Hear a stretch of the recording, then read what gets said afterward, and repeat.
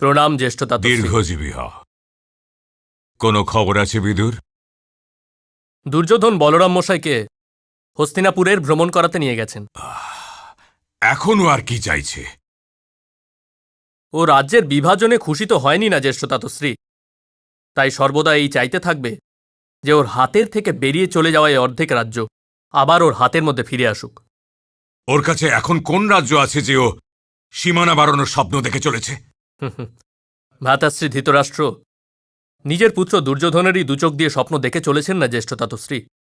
হে ভগবান, ঈর্ষার এই আগুন কখনোই কি আর নিববে না? প্রণাম পিতামহ।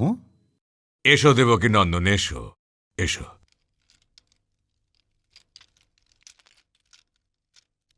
আর আমার প্রণামও গ্রহণ করো।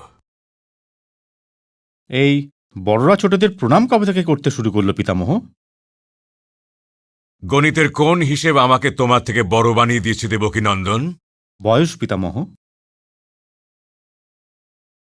তুমি অতিথি হও বাসুদেব, তোমার সঙ্গে তো তর্ক করতে পারবো না। আসন গ্রহণ করো। আগে আপনি।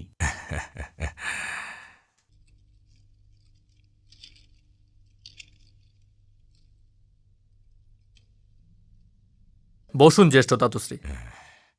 বসুন। আপনিও বসুন। আপনি বসুন।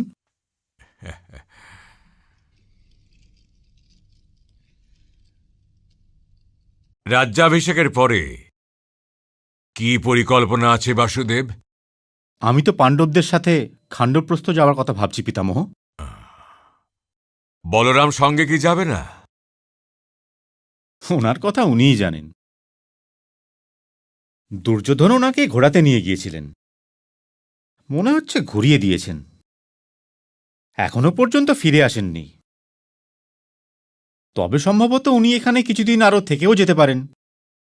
বড় দাদা হন না, আমি তো কিছু বলতেও পারি না।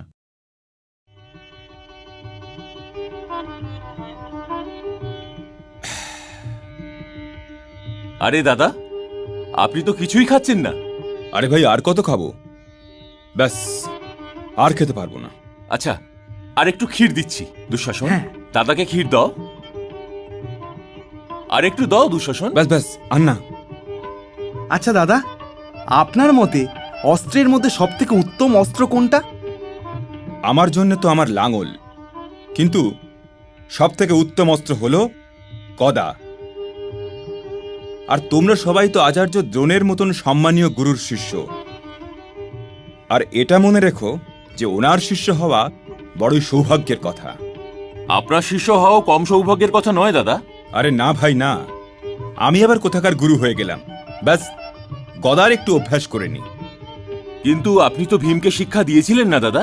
কিন্তু আপনি ভীমের মতন দাদার আপন পিসির পুত্র তো আর হন না দাদা।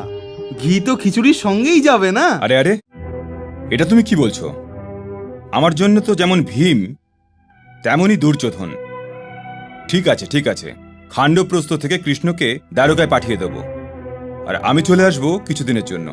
কিছুদিনের কথা বললে চলবে না দাদা। আমি তো প্রাণ ভরে গদা যুদ্ধ শিখতে চাই। আচ্ছা আচ্ছা, প্রাণ ভরে শিখে নিও, আর আমিও প্রাণ ভরে শিখিয়ে দেব। আগে রাজ্য অভিষেক।